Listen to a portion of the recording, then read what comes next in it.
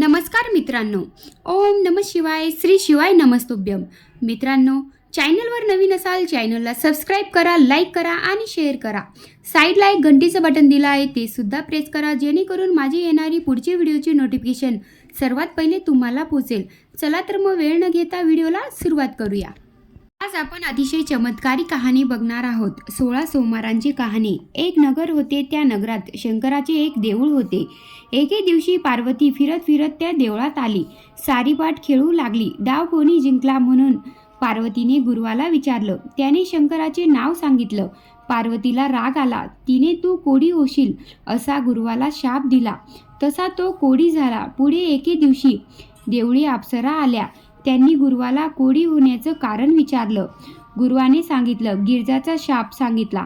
त्या म्हणाल्या, भिऊ नको, तू 16 सोमवारांचे व्रत कर, म्हणजे तुझे कोड जाईल. गुरव म्हणाला, ते व्रत कसं करावे? अप्सरांनी त्याला व्रताची महिमा सांगितली आणि त्या नाहीशा झाल्या. पुढे गुरव ते व्रत केलं. गुरव चांगला झाला. काही दिवसांनी शंकर पार्वती पुन्हा त्या देवळी आल्या. पार्वतीने कुष्ठहित पाहिलं. तिनं गुरुवाला विचारलं, तुझं कोड कशानं गेलं? गुरव म्हणाला, मी 16 सोमवाराचे व्रत केलं, त्याने माझं कोड गेलं. पार्वतीला आश्चर्य वाटले. तिने आपला रागावून गेलेला मुलगा कार्तिकी स्वामी परत यावं म्हणून हे व्रत केलं. समाप्तीनंतर कार्तिकी स्वामी लगेच परत आला. त्याने आईला विचारलं, आई, मी तुझ्यावर रागावून गेलो होतो. आता मला पुन्हा तुला भेटायची इच्छा झाली. याचं कारण काय? पार्वतीने त्याला 16 सोमवाराचे व्रताची महिमा सांगितली. पुढे कार्तिकीने ते व्रत केलं. त्याचा एक ब्राह्मण मित्र व त्याची एकदा भेट झाली. कार्तिकी स्वामीने ते व्रत त्या ब्राह्मणाला सांगितलं. त्याने हेतू मनात धरून व्रत केलं. नंतर तो प्रवासाला निघाला. फिरता फिरता एका नगरात आला. तिथल्या राजाच्या मुलीचं लग्न होतं. लग्नाला अनेक देशाचे राजपुत्र आले होते. लग्नाची वेळ झाली. राजानं हत्तीच्या सोंडेत माळ दिली. हत्ती ज्याच्या गळ्यात माळ घालील त्याला आपली मुलगी द्यायची असा राजाचा पण होता. तो ब्राह्मणही ती मोज बघायला तिथे आला होता. हत्तीनं ती माळ ब्राह्मणाच्या गळ्यात घातली. तशी राजाने आपली मुलगी त्याला दिली. दोघांचं लग्न लावून दिले. एकदा ती दोघे नवरा बायको बोलत बसली होती. बायकोने नवऱ्याला विचारले, कोणत्या पुण्याईनं मी आपणास प्राप्त झाले आहे? त्याने तिला 16 सोमवाराच्या व्रताचा महिमा सांगितला. मग पुत्रप्राप्तीचा हेतू मनात धरून ती व्रत करू लागली. तसा तिला सुंदर मुलगा झाला. तो मोठा झाल्यावर त्याने तिला विचारलं, मी कोणत्या पुण्याईनं तुला प्राप्त झालो आहे? तिने त्याला व्रताचा महिमा सांगितला. त्याने राज्यप्राप्तीची इच्छा मनात धरली व तो देश पर्यटन करू लागला. जाता जाता एका नगरात गेला. तिथल्या राजाला मुलगा नव्हता. एक मुलगीच होती. कोणीतरी सुंदर व गुणवान असा नवरा मुलगा पाहून त्याला आपली मुलगी व राज्य द्यायचे असा त्याने निश्चय केला. अचानक त्या पुत्राची गाठ पडली. राजाने त्याची राजचिन्हे पाहून त्याला आपल्या घरी आणलं, कन्यादान केलं व त्याला आपल्या राज्यावर बसवलं. तेवढ्यात त्या ब्राह्मणाचा 17वा सोमवार आला. ब्राह्मणपुत्र देवळी गेला. घरी बायकोला निरोप पाठविला की 5 शेर कणिकाचा चुरमा पाठवून दे. चुरम्याला लोक हसतील म्हणून राणीनं एका ताटात 500 रुपये भरून पाठवले.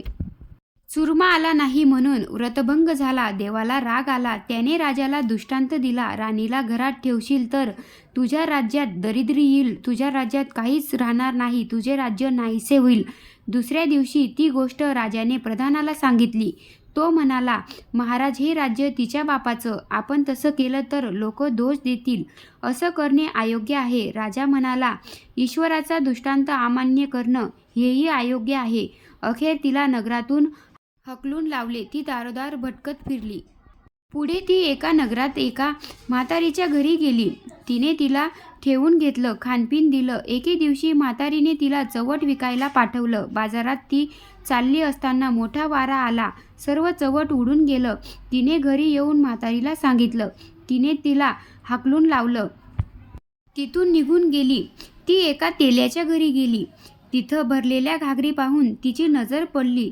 त्या घागरीतले सर्व तेल आटून गेले. तेल्याने तिलाही तिथून हाकलून घातले. जाता जाता तिला एक नदी दिसली. त्या नदीला खूप पाणी होतं. तिने ते पाणी पाहताच बरोबर सर्व पाणी आटून गेलं. पुढे एक सुंदर तळं दिसलं. त्या तळ्यात दृष्टी जाताच ते तळ्यातले सर्व पाणी नाहीसं झालं. तिथे एक गोसावी आला. त्याने तिला पाहिलं. कोण कुठली म्हणून विचारलं. तिने सर्व सांगितलं. गोसाव्याने तिला धर्मकन्या मानलं व आपल्या घरी घेऊन आला. परंतु तिथं जाताच तिची दृष्ट जाई. तिथं किडे पडणं, काही वस्तू आपोआप नाहीसं होणं असे चमत्कार होऊ लागले. मग गोसाव्याने अंतर्दृष्टी लावली. तिच्या पदरी व्रत मोडल्याचे पाप असल्याचे त्याला कळून आले. मग गोसाव्याने राणीबद्दल श्री शंकराची प्रार्थना केली. शंकर प्रसन्न झाले. तिला 16 सोमवाराचं व्रत करायला सांगितलं व आपण अंतर्ध्यान झाले. गोसाव्याने तिच्याकडून 16 सोमवाराचं व्रत करून घेतलं. तसा परमेश्वराचा कोप नाहीसा झाला. पुढे तिच्या नवऱ्याला तिला भेटण्याची इच्छा झाली. तिला शोधायला चोहीकडे दूत पाठवले. त्यांना गोसाव्याच्या मठीत राणी दिसली. त्यांनी जाऊन राजाला सांगितले. राजा प्रधानासह गोसाव्याकडे आला. त्याला साष्टांग नमस्कार केला. गोसावी म्हणाला, राजा, ही माझी धर्मकन्या. तिला मी माहेरी ठेवलं होतं. आता तुझी पत्नी तू घेऊन जा. राजा राणी गोसावीला नमस्कार केला. राणीला घेऊन नगरी आला. पुढं ती दोघं आनंदाने राहू लागली. रामराज्य करू लागली. असा आहे 16 सोमवारांचा चमत्कार आणि महिमा. महादेवांची आराधना केली व मनापासून त्यांची पूजा केली तर आपल्या जीवनातील सर्व गोष्टी आपल्याला ज्या हव्या आहेत ते नक्कीच मिळतात.